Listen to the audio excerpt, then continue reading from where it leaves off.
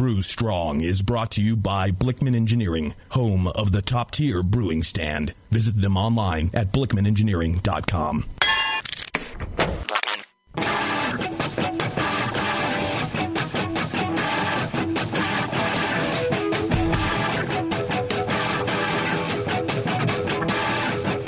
Brewers, it's time for the beer radio you've been looking for. This is the show that dispels myths, tackles the toughest topics, and makes no apologies for geeking out on beer. Hosted by two guys that drink before they think. Jamil Zainasheff and John Palmer. This is Brew Strong. Hey, howdy, hey, my brewing brothers and sisters. Greetings, Cretans. Oh, that's a Cretan himself. Indeed. How much of a Cretan is that, John Blickman? He is a top Cretan. He works hard at it. And, yep, known him a long time. He's a super Cretan. Yeah, I can vouch for that.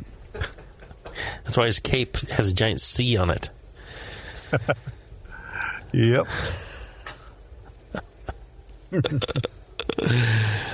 Yeah, our good friend John Blickman. Sponsor this show, pays for it so you don't have to.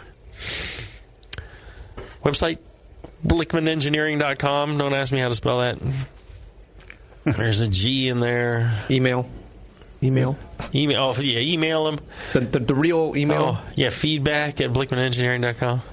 Yeah. With two N's. Right, there's no N's in feedback. Right. No, zero N's. Zero N's. There is a silent K. Yes, in feedback. Email our friend John Blickman.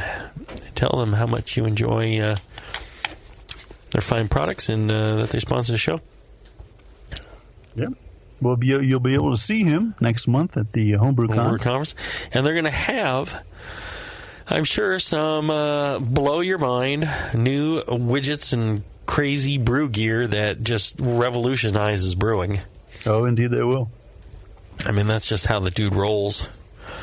I think of anybody, he has really revolutionized brewing. Really changed how people brew. Modernized it. Yeah. Taking it to another level. Yeah, yeah. Rethought it. I could have that on my tombstone. I'd be happy. Which you should be ordering that thing now, I think. Rethought it? Yeah. Yeah, he rethunk it. Mm-hmm. He rethunk it before he died. Yeah. So you've been spending time with, lots of small rodents. I mean, what is the sickness that you have? Hantavirus? Yeah. Yeah, I don't know. So I have blown probably a good 12 to 14 pounds of nuclear green snot out of my head during the last couple of weeks. Wow. And you caught that in Portland, did you? Oh, yeah. Yeah, I was fine for Portland. Goddamn Portland. You people in Portland, he's full of diseases. Clearly, full of diseases. Touching things. Ducks. Yeah. Must be the ducks. Avian flu, yeah. Avian flu. It is the bird flu. I have picked up the chicken virus. I knew that the police did not want to go up to Portland, and now I see why. The chicken virus. It's everywhere.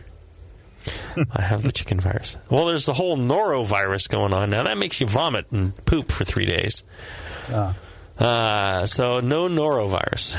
Clearly, that's not it. My poops are nice and smooth and normal. I use the squatty potty, my Japanese toilet seat, all that stuff. Coming out beautifully.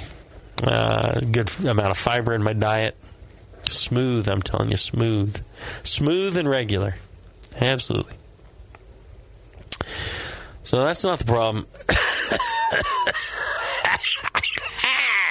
Yeah.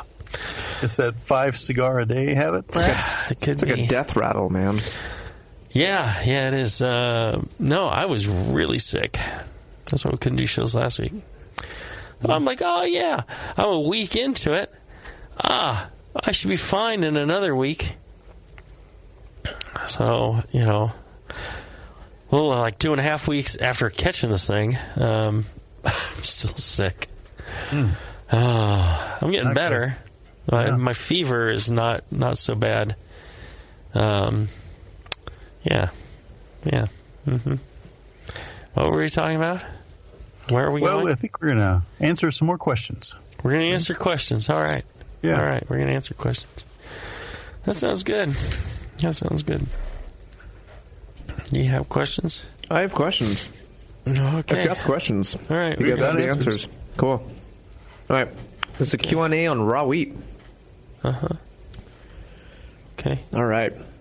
This is a question on brewing with raw grains, specifically raw wheat. I live in northern Minnesota and have several farming friends who are more than willing to give me grains straight from the grain bins in exchange for a few bottles of the beer.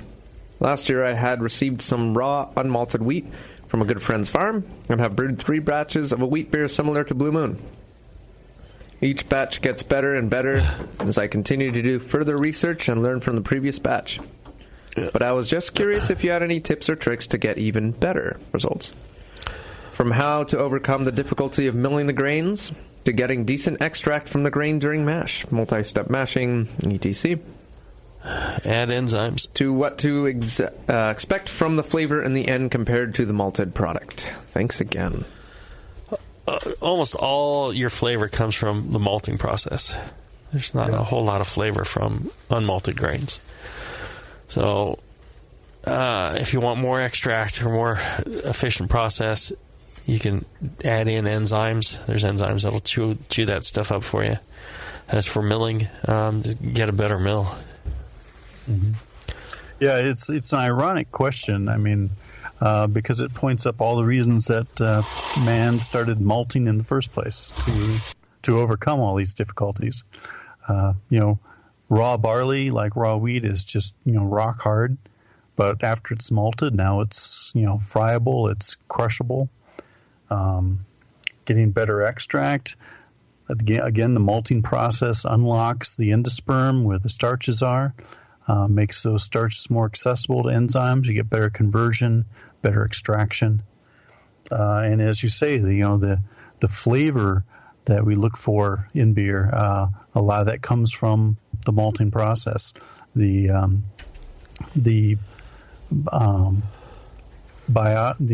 microbes that are active during the malting process, the kilning process where it's toasted afterward, dried and toasted afterward. That's where a lot of the flavor development comes from. So it's, I'm glad, that you're getting good results. It's nice to get a question where you're having good results instead of bad results with the beer process. I think you're doing what you can. As you say, multi-step mashing can, with a protein rest in this case, to help further break up the endosperm in the raw wheat would help improve your extract. As Jamil says, adding extra enzymes to the mash would also help break that up and improve your yield. Yep, there you go. You could learn to malt yourself. Yep, lots of fun. Get yourself a giant warehouse space and spread it out all on the floor. Turn it daily. Mm-hmm. Or just use the garage. Use the garage. Yeah, you don't need to park cars there. Yeah. Trying not to include the rodents into your beers. Things like that. Yeah. Malt your own. All right. Let's do this. Let's take a short break.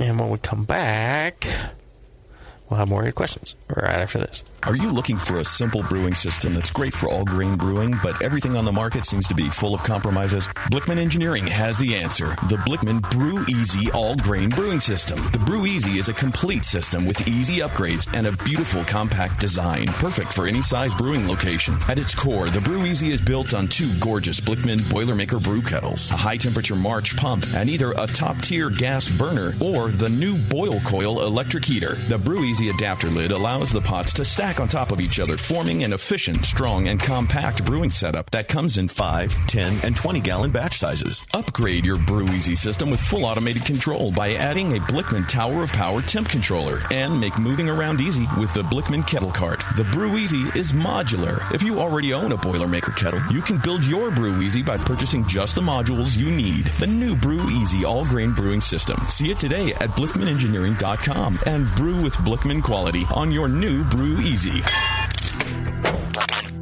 Since the first time the Brewing Network microphones turned on, More Beer was behind it. More Beer sponsors the programming on the BN because, like you, they love brewing. And like the Brewing Network, they love sharing their knowledge. Morebeer.com isn't just a website to place your next equipment or ingredient order. Morebeer.com also gives you access to free beer information that will make you a better brewer. Go to morebeer.com and click into the Learning Center. You'll find podcasts, technical facts, video tutorials, and more, including access to The Buzz, More Beer's social network of more than 5,000 members. And some of them might even be crazier about beer than you are. Get over to morebeer.com today and take advantage of The Buzz, the forum, the Learning Center, and make sure you're signed up to receive the newest More Beer catalog. More Beer, bringing you absolutely everything for beer making. Hey guys, what'll it be? I'm not sure. What do you recommend? A lot of people seem to like the Hefeweizen. Is that a German Hefeweizen or more of an American-style wheat beer? I'm not sure, but I can give you a taste. Okay, great. The Cicerone Certification Program certifies and educates beer professionals in order to elevate the beer experience for consumers. Unfortunately, not every bar is staffed with certified beer servers who can guide their customers through a beer list. Here you go, guys. Let me know what you think of the Hefeweizen. Oh, yeah. That's definitely more of an American wheat. But I can hardly tell because this beer just smells like sour butter. I wonder how long it's been since they cleaned the draft line. Yeah, and look at the bubbles on the side of the glass. It's filthy. Somebody should tell these guys about the Cicerone program. For sure. How about we head somewhere else for another beer? Your server should give beer the same respect you do. Request quality. The Cicerone Certification Program offers 4 levels of beer certification, in-person classes, and course books for beer professionals. Check them out at cicerone.org. The Cicerone Certification Program. We know beer. Since 1979, Williams Brewing has offered the finest equipment and freshest ingredients and the best customer service in the business. Check out their brand new patent-pending mash and boil 110-volt electric mashing and boiling unit. This compact all-stainless unit lets you mash, sparge, and boil just about anywhere that has a 110-volt plug. Double-wall construction adds to efficiency and safety, and a precise thermostat keeps temperatures where you want them. Unlike insulated buckets and converted coolers, multiple temperature rest mashing is easy to do, all for under $300. They also feature the Mark II work pump, a magnetic drive high-temperature pump that does the work of pumps that cost twice as much, as well as exclusive Brewer's Edge regulators and quality Keg King kegs and disconnects. Check them out today at williamsbrewing.com to brews their vast selection. Back to the beer guys that make other beer guys look like wine guys. Brew strong. All right, we're back.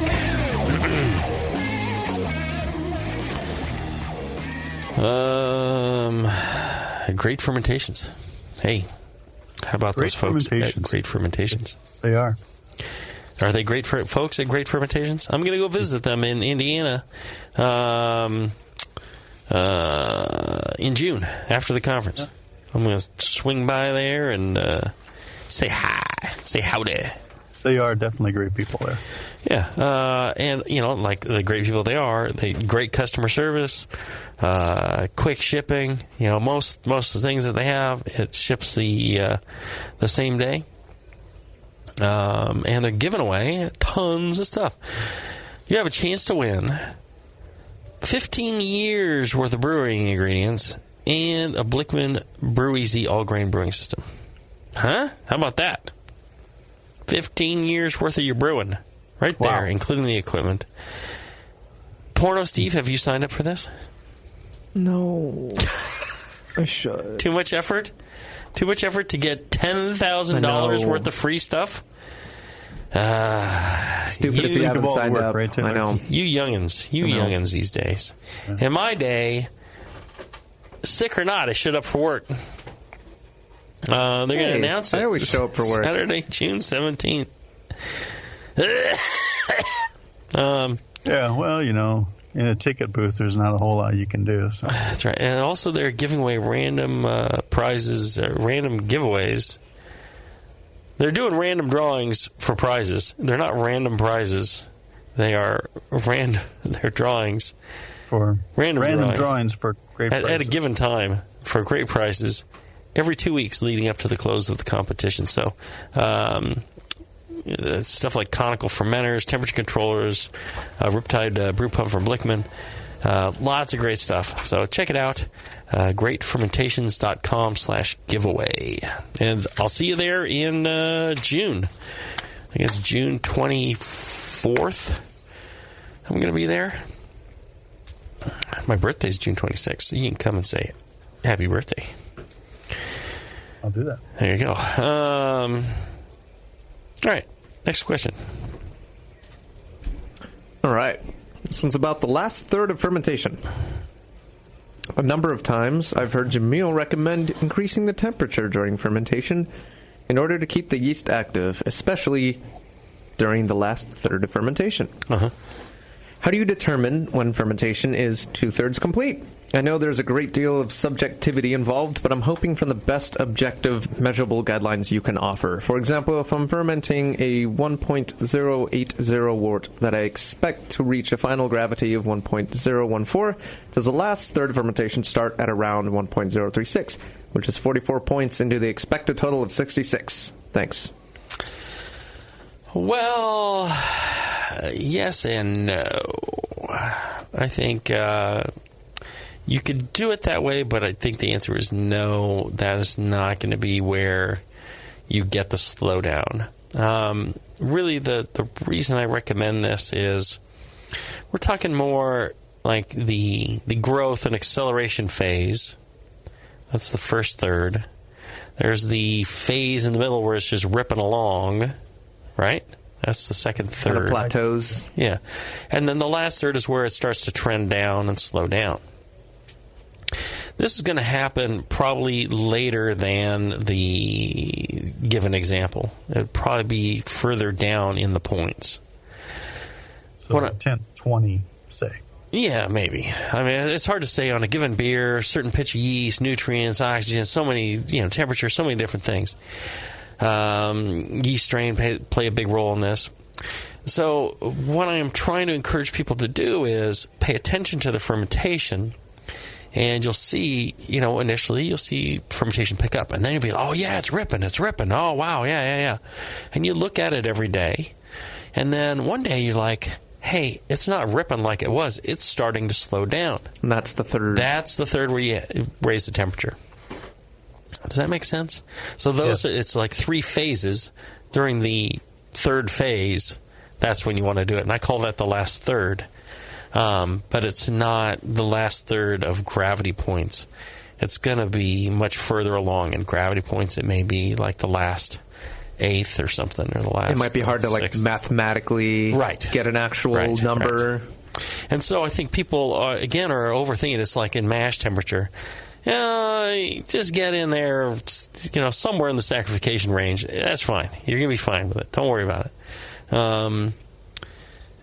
In this case, what you're trying to achieve is keeping the yeast from slowing down and stopping. Give them a little more heat. Encourage them to continue working.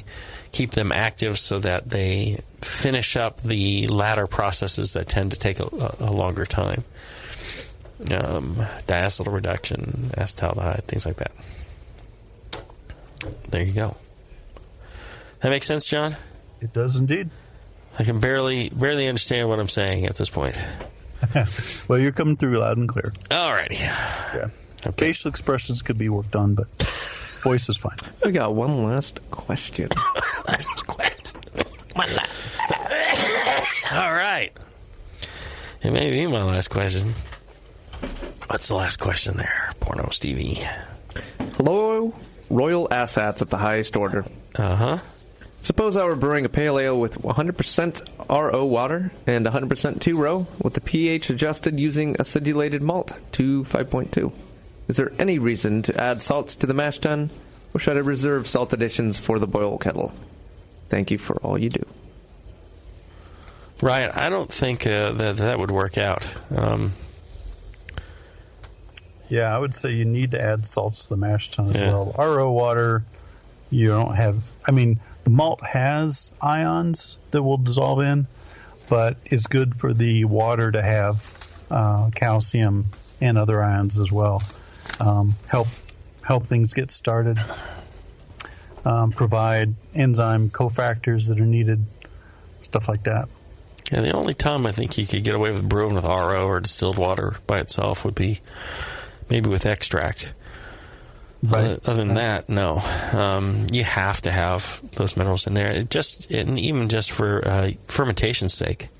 If you were to do something like that, I can guarantee you there's not enough zinc in that mash to, calcium or magnesium, things like that. Yeah. There's some in the malt, but just can be an issue. Yeah. And just proper buffering and just, not good for you. Yep. Better with the minerals than 100% RO. Although it works. Mm-hmm. I mean, you will still make beer, but you'll make better beer with added minerals. There you go. That was the last question? All right. Let me see here. I am so coordinated at this point. It is awesome.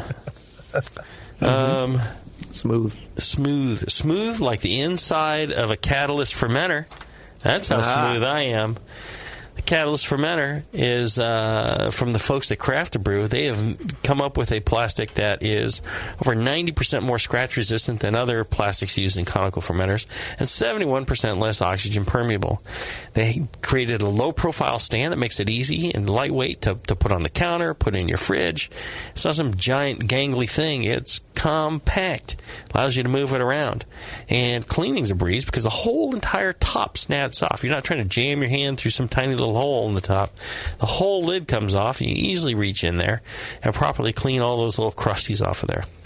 And they've outfitted it with a giant 3-inch butterfly valve on the bottom. You can screw in any mason jar and catch your pitch of yeast just like that. So pretty cool. And lightweight, temperature resistant. You can actually, I think you can hit this thing with boiling liquid, which means, or at least you can pasteurize the thing.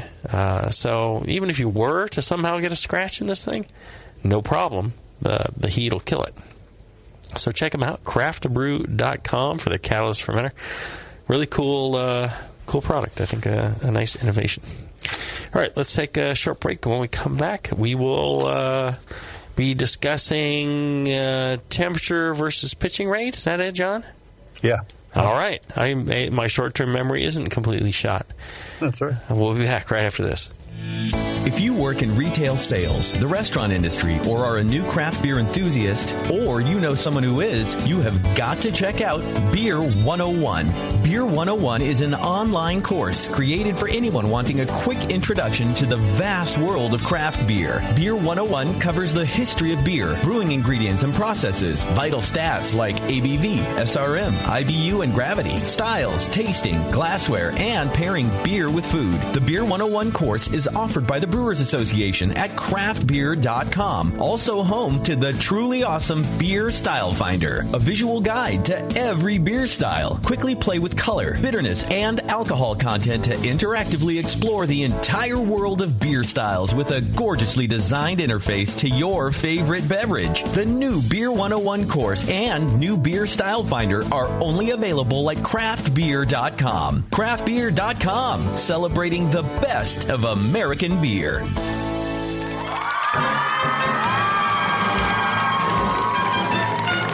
there, BN Army, have you heard the latest at Hop Tech? Since Hop Tech has doubled in size after a huge expansion, Jade and Roberto can stock even more of the best quality homebrewing supplies and equipment. Over 60 kick-ass varieties of hops and malts, monster truckloads of quality brewer's yeast, including White Labs, Y-yeast, and multiple dry yeasts. They even have all grain systems from Grainfathers and Ruby Street Brew Systems, thanks to Jade, the brand new all-grain brewer. And don't forget about their 10% discount to all BN Army members. Jade and Roberto are waiting for you and all of your brewing questions over at hoptech.com. Hoptech, totally not sucking since 1983.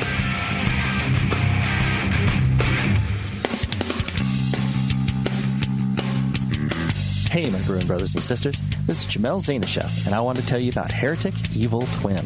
You might be familiar with my homebrew recipe, which uses massive late hopping to create a balance between the malty sweet and the hoppy bitter, along with an outrageous malt and hop character. I wanted a beer with the same bold hop and malt character, so we played around with the homebrew recipe until we were able to make a great commercial version too. We've created a beer rich in malt character, full of caramel, toast, biscuit, and an ever so subtle roast note. On top of that, we piled in an insane amount of Citra and Columbus hops at the end of the boil, as well as in dry hopping. This damn-the-cost approach to hopping gives Heretic's Evil Twin a great blast of citrus and tropical fruit that can't be matched by any other hop. The result is a bold, malty, hoppy, but easy-drinking beer. This is our top seller, our flagship beer, and I couldn't be prouder of it. Cheers. To find Heretic beers near you, click on Find Some at hereticbrewing.com. The 21st Amendment. Watch out! Do you like beer? They make beer. Watch out! Do you like friends and fun? They make friends and fun. Watch out! Do you still like to have a good time? The 21st Amendment. Watch out! The 21st Amendment in San Francisco, located at 563 2nd Street, 2 blocks from the building where baseball is seen and played. Try their beers in the pub or try them in the can, featuring Monk's Blood. Made with real monk. Watch out! So why not have the best time of your life? Go to the 21A and Sean O'Sullivan will personally greet you with a can of Monk's Blood. The 21st Amendment. Watch out! This advertisement is not in any way affiliated nor associated with the 21st Amendment Bar and Pub, nor its subsidiaries or affiliates. This telecast is not copywritten by the 21st Amendment for the private use of the Brewing Network. Any use of this telecast without Jamil Zainashev's consent is prohibited. Suck it, JP. Are you a member of the White Labs Customer Club? If not, you should be. It's the easiest way to earn free stuff for turning in your old homebrew labels from either vials or Pure Pitch. All you have to do is save your labels and redeem them for things like free yeast, an exclusive White Labs t-shirt or sweatshirt, and even the opportunity to brew with the yeast man himself, Chris White. Signing up is easy. Just go to whitelabs.com/customer club, fill out the registration form, and then mail in your labels. They will return the favor by sending you awesome White Labs swag. Go sign up today at whitelabs.com/customer club. White Labs, pure yeast and fermentation since 1995.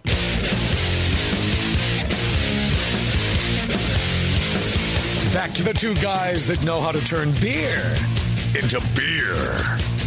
This is Brew Strong. All right, we're back. We are back. You wanted to talk about pitching rate versus temperature.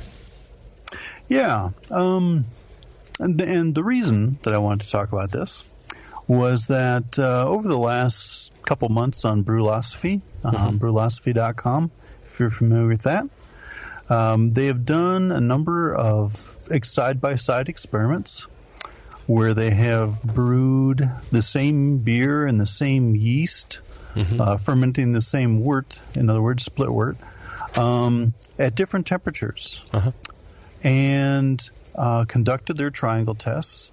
And in many cases, they did not reach statistical significance with their blind tasters being able to differentiate the two beers from one another.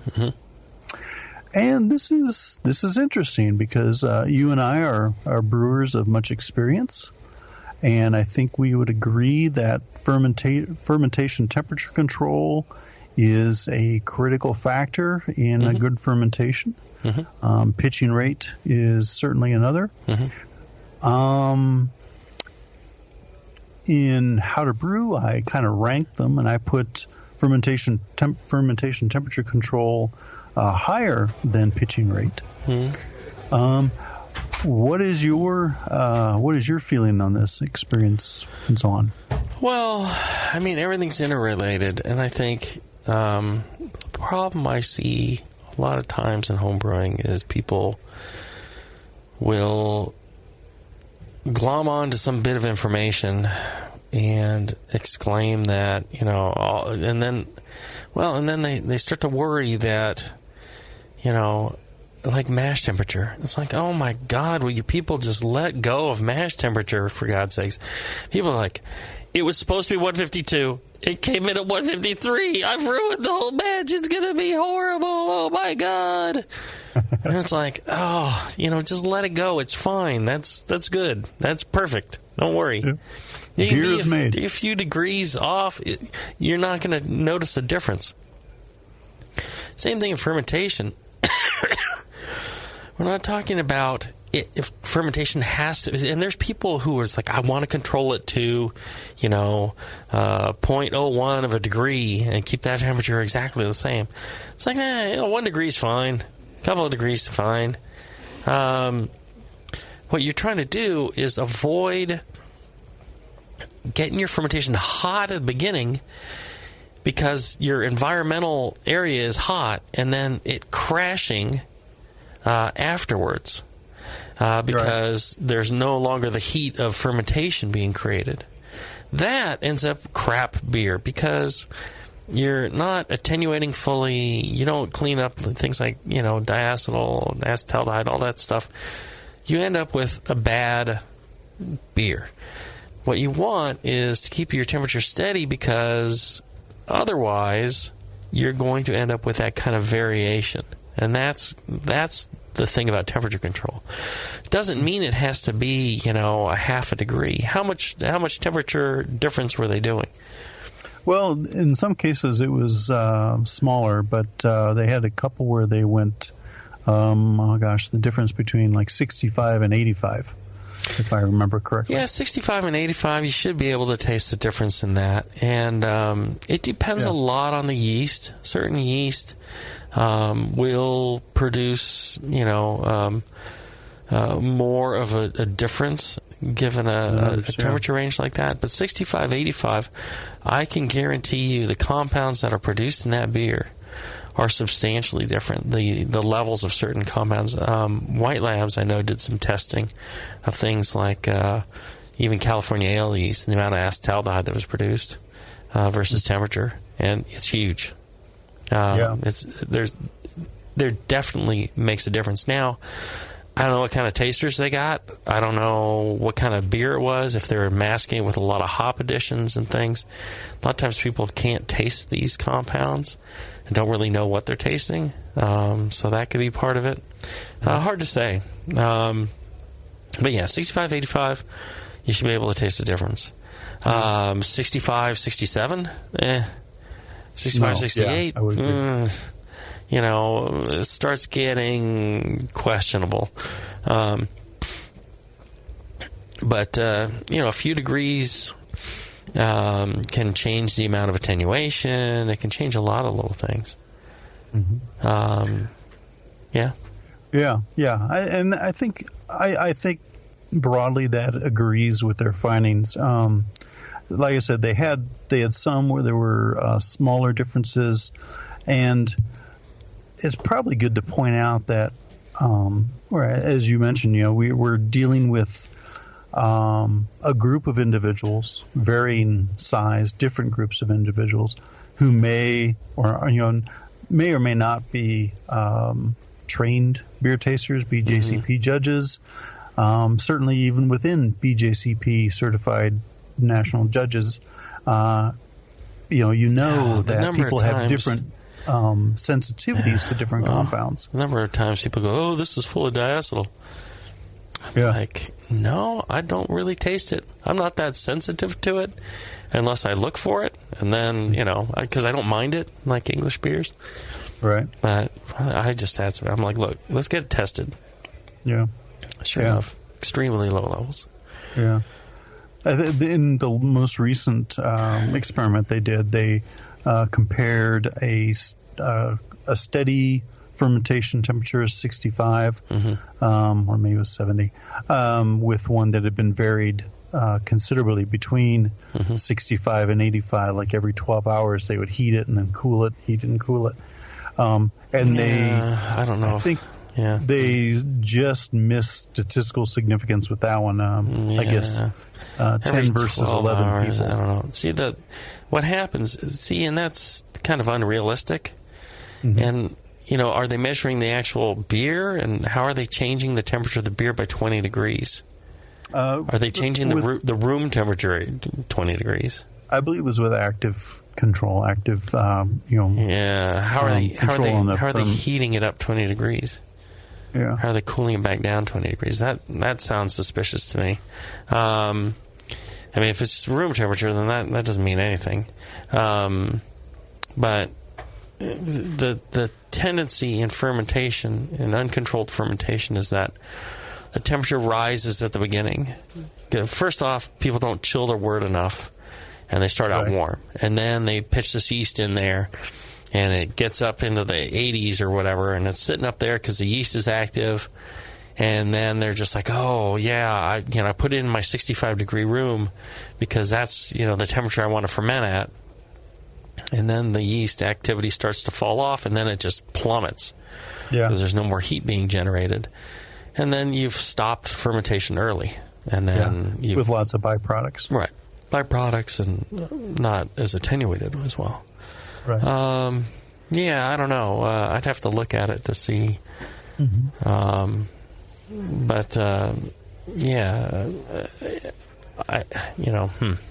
Well, I guess the second aspect of the question is, in your experience, with Heretic and so on, have you seen a hierarchy in terms of fermentation temperature versus pitching rate, or as you say, are they more interrelated than that? Could be 50-50, could be 51-49 kind of relationship. Well, pitching rate is also, quite important, at least to get the minimum amount. I think that, as long as you get the minimum amount in there that the yeast need for that fermentation, I think. And it'd be strain dependent too. Yeah, it's strain dependent. It's depending on the wort. It's depending on nutrients. It's depending on so many different things. It's dependent on the amount of free amino nitrogen, having not too much and not too little. It's dependent on zinc. It's dependent on oxygen. It's dependent on some other compounds or some other minerals that are necessary. It's dependent on the makeup of the wort. I've used this example, and feel free to use this in the next version of How to Brew. Just make sure you credit me for it. I will. You look at a wort as like a mountain made of rocks, right? Those rocks could be tiny little rocks. They could be huge boulders, right? The size of the rocks you have are based on your mash, right? Okay. What kind of enzymatic action you had, or whoever made the extract that you're using. That's going to determine kind of the size of those boulders. Well, the yeast come along, and the small boulders are easy to pick up. Their job is to get rid of this mountain of boulders. And they come up, and they're like, well, the easiest thing to get rid of is the small ones. They start picking up the small ones and tossing them. It'd be like, my guys at my brewery. They're going to take the easiest job first.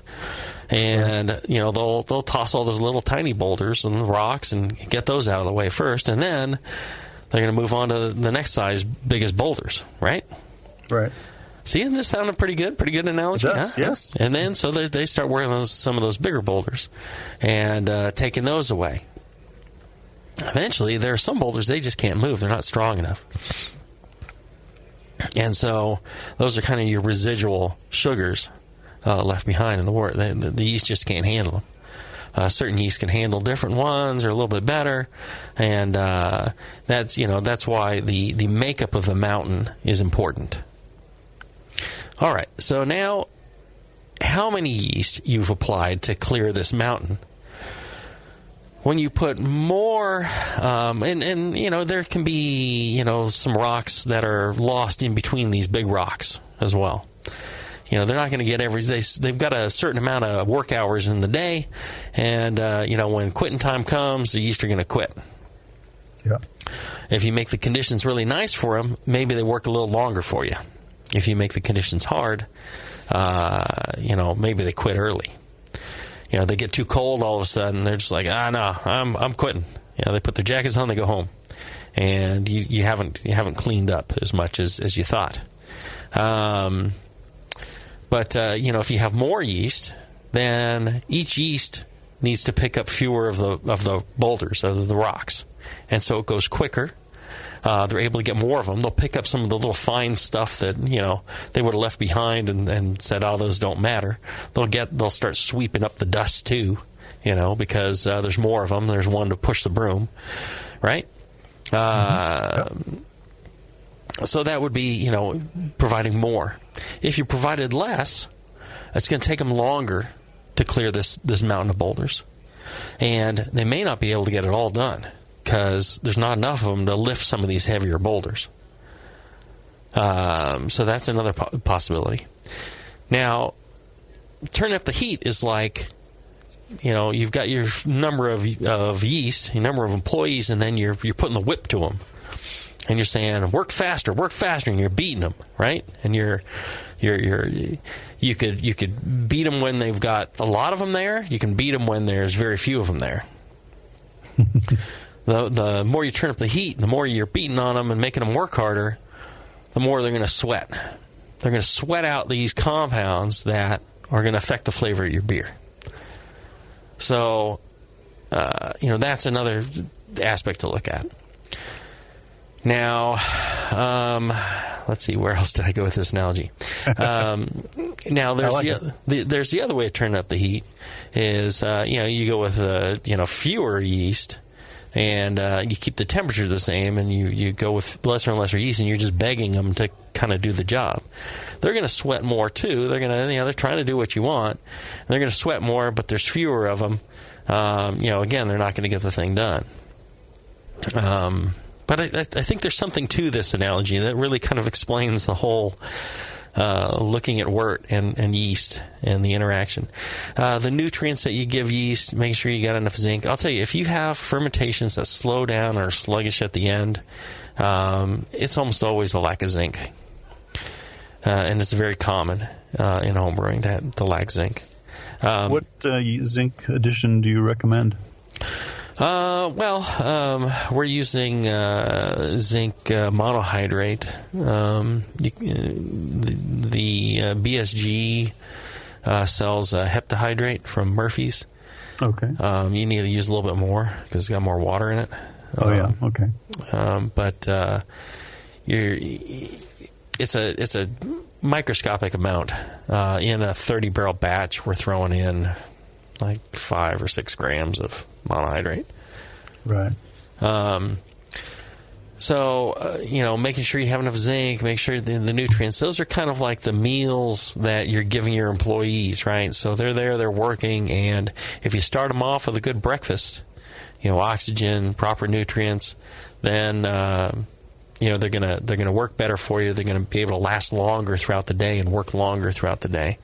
If you give them some protein and, there's other things that, their bodies can work on throughout the day, the employees, they're going to be able to work later into the night. Same thing for yeast. You got to have all the appropriate nutrients available for them. If you give them, an imbalanced diet, if you're giving them, a ton of sugar, to children, and then they start flipping out, right? Same thing will happen to yeast. It's like too much free amino nitrogen. you can get excessive growth, like your diacetyl levels can shoot up. There's a lot of different things that impact fermentation character and the final character of the beer, everything, and we were talking in the previous show about head retention. Well, you want good head retention, have good fermentation. That's one of the keys to good head retention.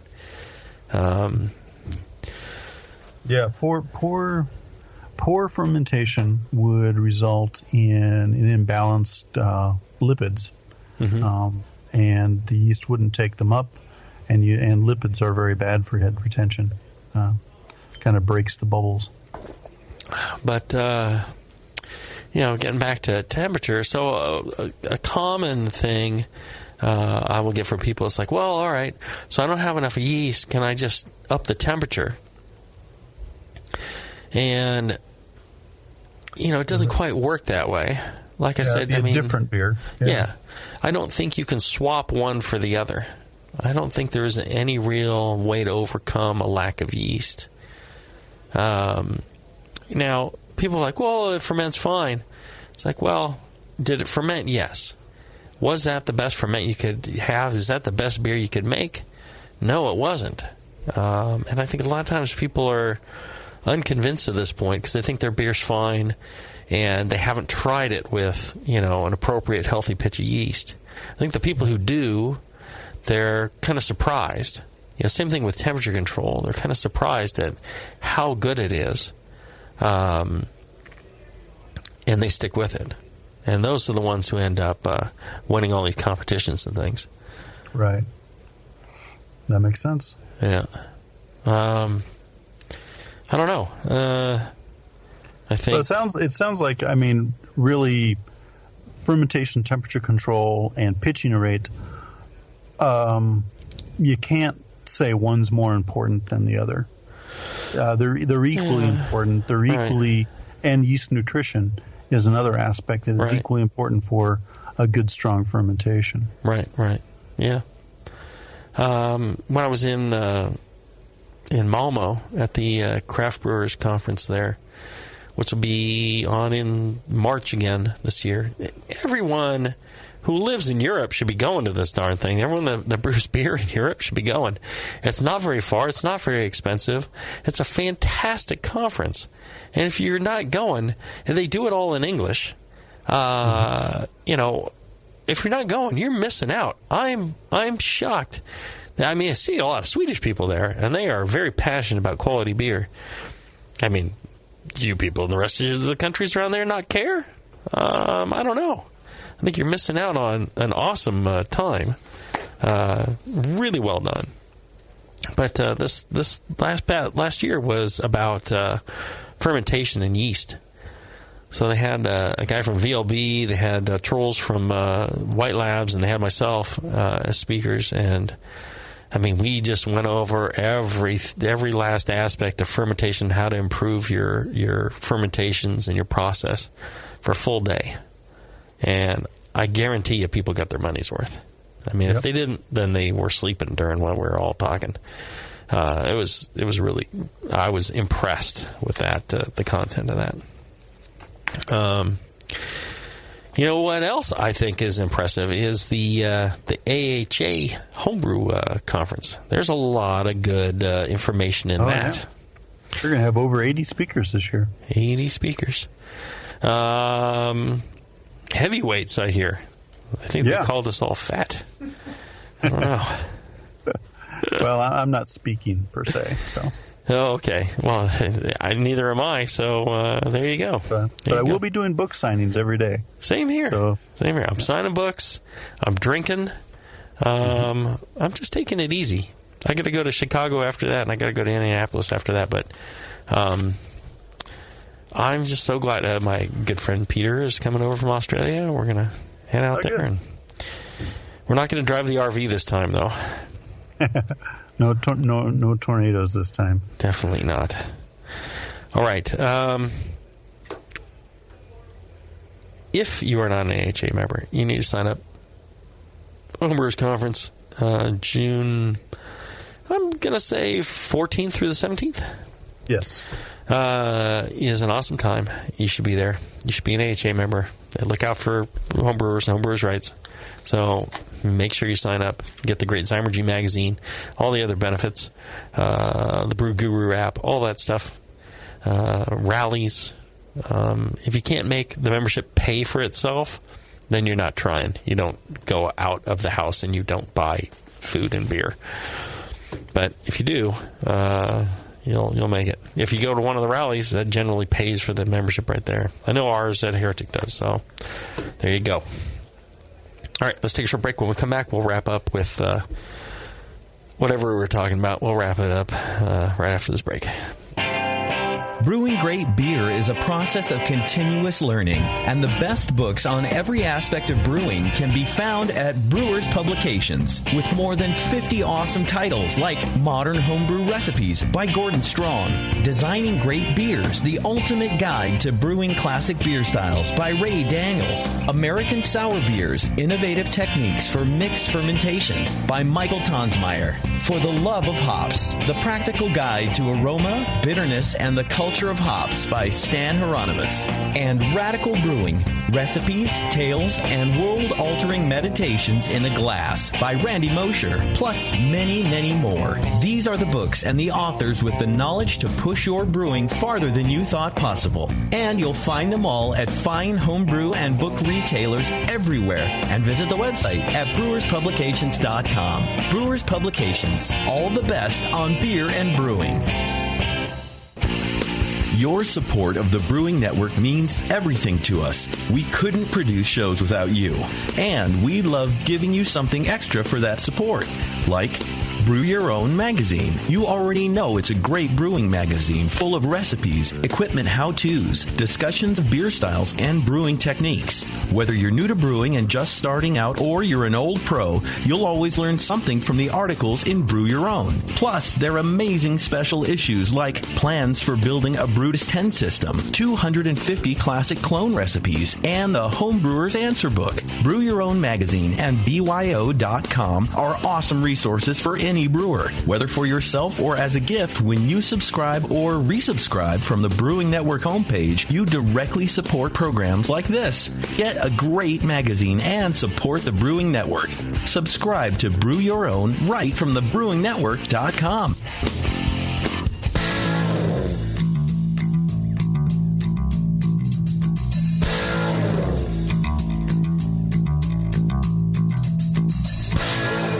Learning to brew has never been so disgusting. This is Brew Strong.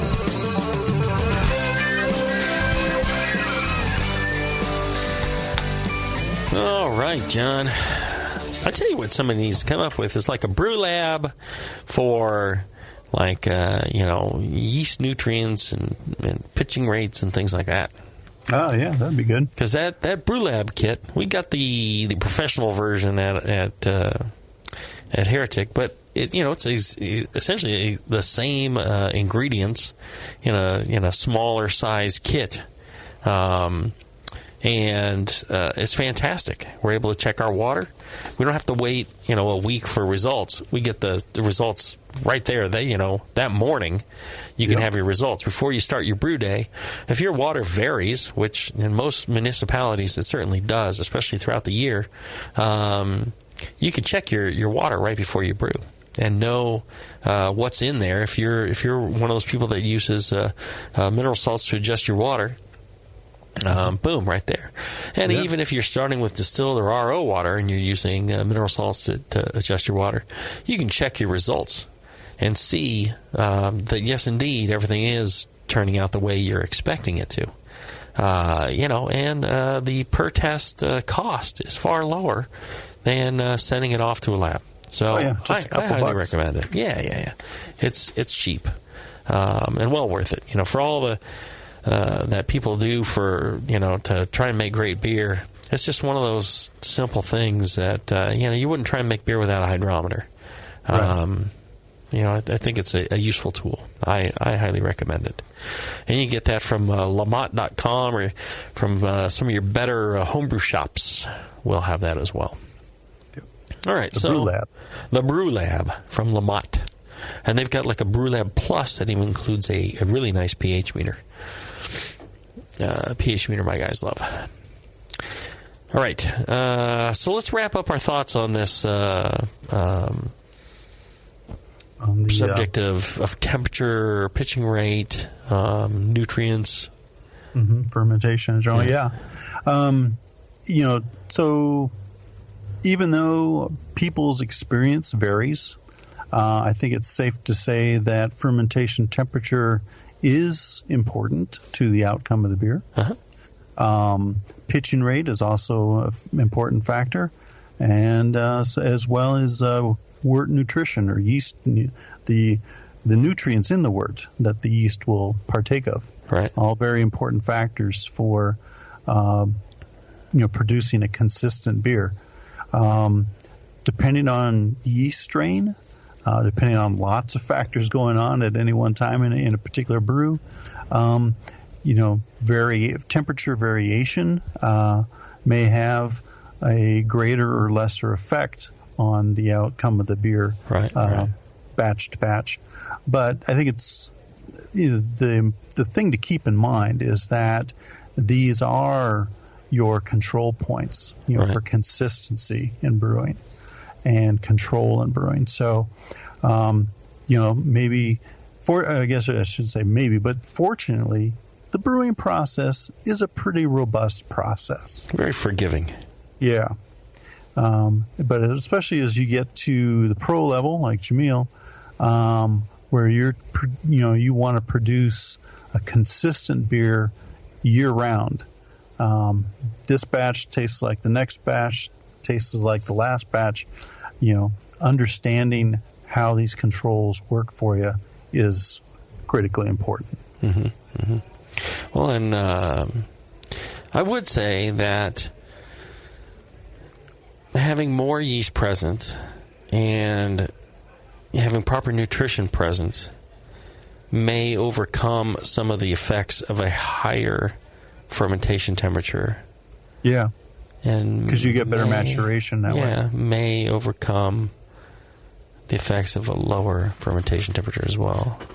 May, mitigate the impact of a higher or lower temperature than ideal for your purposes. I think that's fair to say. Yeah. I mean, I'm just supposing. I don't have any hard and fast evidence on that, but I think that's from what I know, I think that could be true. There you go. There you go. Voice of experience. The voice of, I wouldn't say reason, the voice of the damned? Yes. From the voice of the damned. And the very tired. And the very tired and the very sick. All right. I think another fine show. I like your idea for topic there. I think that was some good information, good discussion there, John. Cool. Thanks. As always, make sure you check out our fine sponsors, especially BlickmanEngineering.com. Check them out. Send your emails thanking John Blickman at feedback@BlickmanEngineering.com. Tell him how much you enjoy the show. He's a real good guy. You'll see him out at the Homebrewers Conference. Make sure to say hi, shake his hand, tell him thank you. He appreciates it. He's a very humble guy, and he gets a big kick out of knowing that people enjoy what he does. He puts a lot of passion and pride into his work. And check out Great Fermentations. I'll be out there in Indianapolis in June. Come out and see me. Say hi. Come see John and I at the conference. If you see us standing there, just come up and start talking to us. Unless we're in the restroom, then just give us a minute, please. Speaking of restrooms, check out the fine stuff in the brewingnetwork.com/store right now. They've got a special on urinal cozies. Urinal cozies with logo. They are currently half price on urinal cozies. The snowboard sale is over. Cleared out all the snowboards, so if you don't see them in the store, you just missed them. But the urinal cozies, those are on sale this time. Go check them out. Really, you're not going to want to miss out on that. Till then, everybody, brew strong. Brew strong, my friends.